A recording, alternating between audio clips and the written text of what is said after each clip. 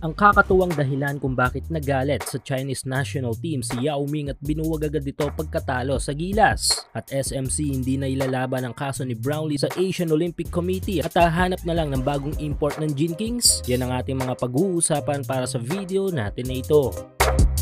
Since hindi pa nakaka-move on ang mga Chinese sa pagkatalo nila sa Gilas at ang malaking kapalpakan ng kanilang planong iluto at bawian tayo sa 19th Asian Games. Dahil nga until now ay gumagawa pa rin ang mga ito ng paraan upang makuha nila ang ginto at hindi rin tayo mag-move on sa panalong alam natin na talagang pinaghirapan ng ating national team. Though may substance man na nakita sa findings ni Brownlee sa kanyang doping test, ay malinaw na nanggaling ito sa mga tinake niyang mga gamot noong siya'y sumasailalim sa gamutan sa kanyang injury. Tandaan, hindi inom ng kung anumang gamot o inumin ng isang pro athlete kung alam nito at ang kanyang kampo na may ilalagay sa alanganin ng kanyang career. Maliban kay JB ay ang numero unong halimbawa nga dito ay si Kiefer Ravena, kung kaya tulad ni Keith ay masakit din para sa part ni Brownlee na magpahinga sa kanyang kabuhayan ng 2 taon. Ang tanging naging kasalanan lang naman siguro ni Brownlee ay inasam niyang makuha ang ginto para sa Gilas at maipagmalaki sa Asia ang ating bansang Pilipinas, kung kaya tinapuran nito at kanyang kampo ang pagpapagaling sa kanyang injury upang agarang makalaro at makahabol sa Asian Games. Tulad nga ng sabi ni Sir Al sa isang press con na hindi nagdemand o nagtanong man lang kung magkano ang halagang ibabayad o matatanggap nila bago maglaro para sa Gilas. Meaning hindi pera ang numero unong dahilan ni Brownlee para irepresenta niya ang Pinas. At dahil dito ay tila si Brownlee pa ang maiipit sa sitwasyon at pwedeng madala ang kanyang buong career sa alanganin. Dahil nito lang mula sa article ng Spin.ph ay binanggit nga ni Ginebra Team Manager and SMC Sports Director na si Sir Al Francis Chua na naghahanap na nga ng bagong import ng Gin Kings para sa 48th PBA season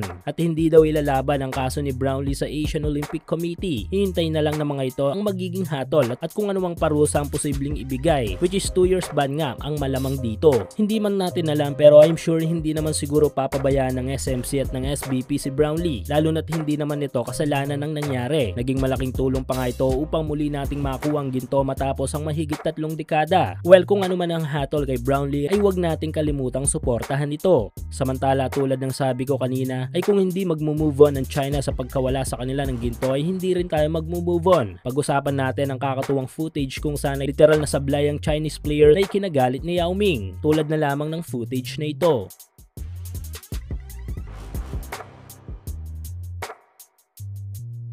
Matapos ngang matalo ng Gilas ng 2 beses ay agad-agad na binuwag ni Yao ang national team ng China. Kasama na nga dito ang kanilang bagong Serbian head coach. Ayon kay Yao Ming ay pagpapabaya ang ginawa ng Chinese national team.